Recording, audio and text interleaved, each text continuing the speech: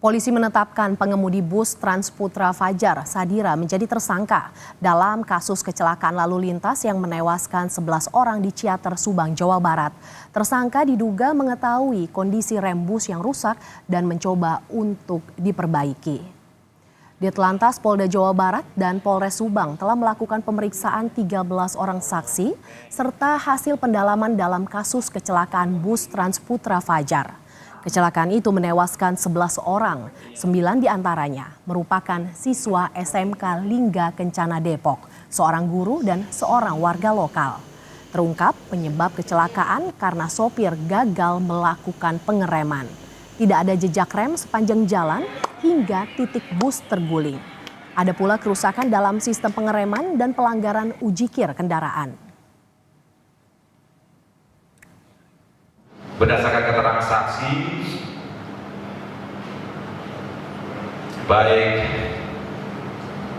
pengemudi maupun penumpang lainnya, termasuk saksi ahli, berikut dengan surat atau dokumen hasil ramcek yang tentunya sudah ada pasal 184 KUHP dan sudah kita dahului dengan gelar perkara yang tadi sore sudah kita lakukan. Kita menetapkan bahwa tersangka dalam kasus kecelakaan lalu lintas ini adalah pengemudi bis Putra Fajar atas nama saudara Sadira. Saudara, untuk mengetahui informasi terkini akan kita tanyakan langsung kepada jurnalis Kompas TV Hendry Irawan di Subang, Jawa Barat. Selamat siang Hendry, bagaimana proses penetapan sopir bus jadi tersangka? Ya, baik Mercy dan juga saudara, polisi akhirnya menetapkan supir bus ini sebagai tersangka setelah melalui sejumlah tahapan atau langkah-langkah penyelidikan yang dilakukan polisi, yakni diawali dengan olah TKP yang dilakukan pada minggu kemarin, di mana di lokasi tersebut polisi menemukan fakta bahwa di lokasi tersebut, tepatnya di lokasi kecelakaan yang berada di Jalan Raya Ciater, Subang ini tidak ditemukan jejak rem bus atau jejak pengereman dari bus, sehingga polisi memastikan bahwa supir tersebut tidak melakukan pengereman. Selain itu, polisi juga melakukan langkah pemeriksaan terhadap 13 orang saksi yang diantaranya pengemudi, kernet, dan sejumlah penumpang bus, dan 2 saksi ahli yang hasilnya bahwa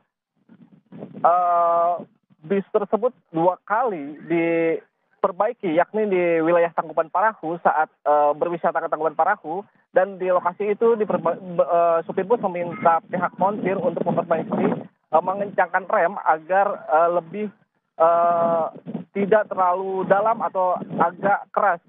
Namun setelah melanjutkan perjalanan, yakni mobil bus tersebut kembali berhenti di rumah makan yang berada di Ciater, dan supir bersama kernet memperbaiki sendiri sistem pengereman, dan ternyata hingga akhirnya bis tersebut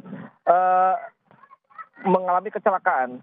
Kemudian pihak kepolisian juga telah memintai keterangan dari 2 saksi ahli, yakni dari pihak Dishub dan agen pemegang merek, di mana dari pihak Dishub ditemukan bahwa dokumen bus tersebut bus tersebut telah kadaluarsa sejak Desember 2023, sementara untuk keterangan dari saksi agen pemegang merek ditemukan ada kerusakan pada sistem pengereman, sehingga dengan hasil penyelidikan tersebut polisi menetapkan Sadira, supir bus tersebut, menjadi tersangka atas kecelakaan yang menyebabkan tewasnya 11 orang dalam kecelakaan yang terjadi Sabtu petang kemarin. Atas kecelakaan tersebut, supir akan dijerat dengan pasal 311 ayat 5 Undang-Undang Lalu Lintas dengan ancaman pidana maksimal 12 tahun penjara dan denda 24 juta rupiah. Mercy.